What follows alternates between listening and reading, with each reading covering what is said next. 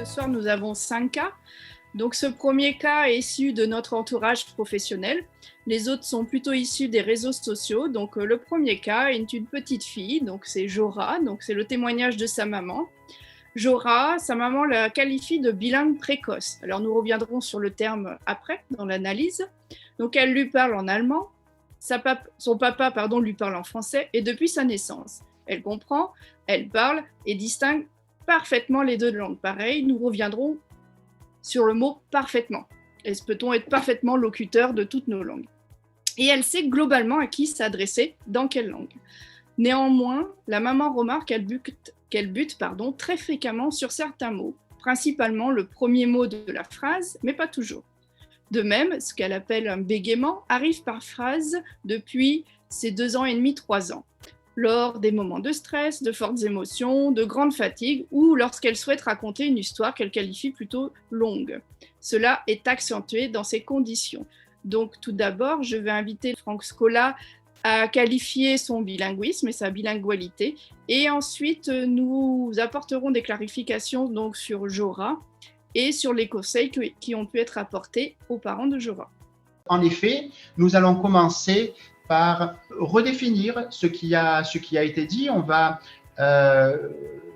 qualifier le type de bilinguisme, le situer dans son type de bilingualité, et puis nous discuterons les signes observés qui suscitent une certaine inquiétude, notamment parce qu'ils ont fait l'objet de repérages de la part de l'enseignante de maternelle et parce qu'on lui a conseillé de consulter une orthophoniste. Je précise que Jora a 4 ans et demi.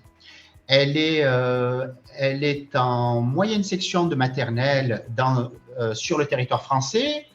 Elle est issue d'un couple mixte, donc un papa français, une maman allemande, qui donc est germanophone native et qui est francophone, avec une bonne maîtrise du français. La maman la qualifie de bilingue précoce. Dans l'anamnèse, je propose de commencer par définir son type de bilinguisme et le situer dans la bilingualité. Donc, en effet, la maman a raison de dire que Jora est bilingue précoce parce qu'elle a développé son langage avant 6 ans à partir de 2 langues. Mais plus précisément, c'est un bilinguisme de type simultané. C'est un bilinguisme de type simultané chez un enfant issu de couples mixtes vivant dans le pays d'un des 2 conjoints, dont on peut dire de la bilingualité que les parents appliquent une méthode Grammont, c'est-à-dire une langue, une personne. Donc, au sein du foyer, c'est une méthode Grammont. Avec des efforts de la part de la famille pour entretenir la germanophonie, qui évidemment deviendra une langue minoritaire parce que ça n'est pas la langue dans laquelle elle est scolarisée.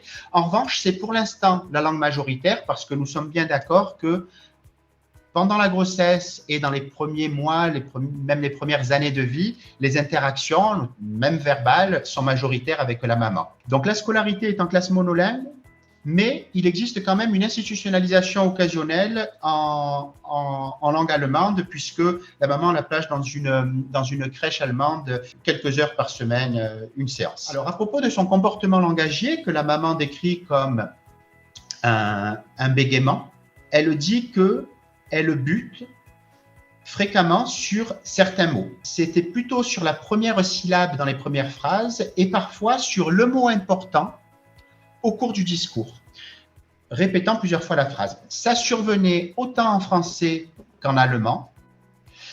Et il est vrai que, comme la maman le décrit, ce phénomène-là apparaissait plutôt lorsqu'elle mettait de l'émotion dans son expression et plutôt lorsque les phrases étaient longues et que le thème était complexe à évoquer, à argumenter.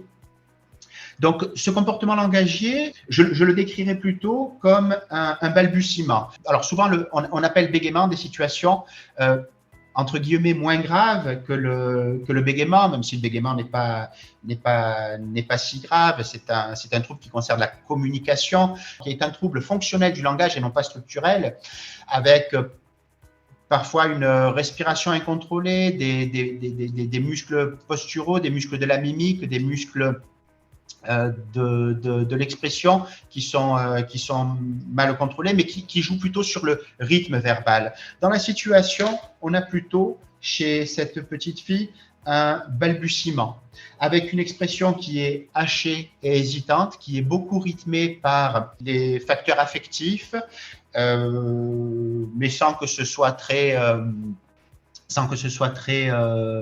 invalidant, ni pour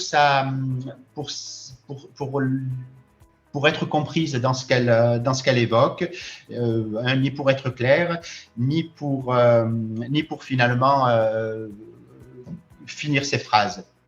En tout cas, j'ai rassuré la famille quant au fait qu'elle réunissait tous les précieux ingrédients favorables à optimiser son développement langagier oral à partir de deux langues. Et j'ai pu d'ailleurs noter qu'elle s'adressait à chaque interlocuteur dans sa langue respective, donc elle est capable de contextualiser, mais c'est parfois en voulant insister sur une notion que ce phénomène-là apparaît, comme si finalement c'était une figure de style, comme si c'était une insistance. Donc, qualifier ça de trouble acquisitif, non. J'ai situé la petite fille dans son contexte, dans son histoire singulière, en classant son bilinguisme, en le situant dans sa bilingualité, en discutant le signe observé, en me gardant de l'assigner trop précocement au pathologique. Quant aux conseils donnés par certains spectateurs impréparés aux spécificités de l'enfance bilingue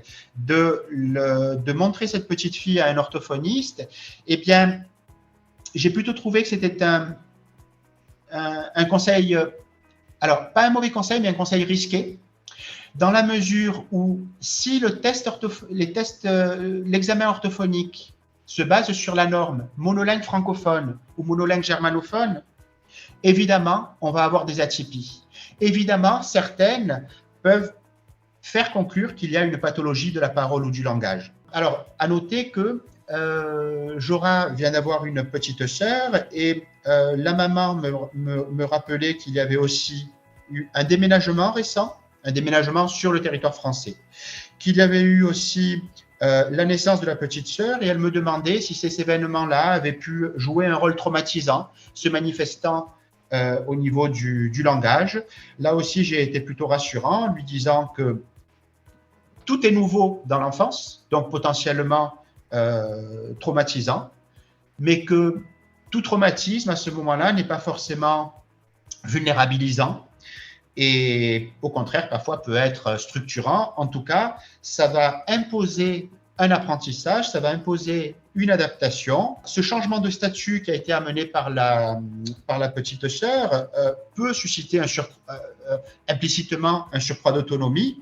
Et dans ce gain d'autonomie, le langage y est important parce que, je parle sous le contrôle des enseignants, le langage est une fonction vitale, on peut le considérer comme une fonction vitale pour l'homo loquens, l'homme qui parle.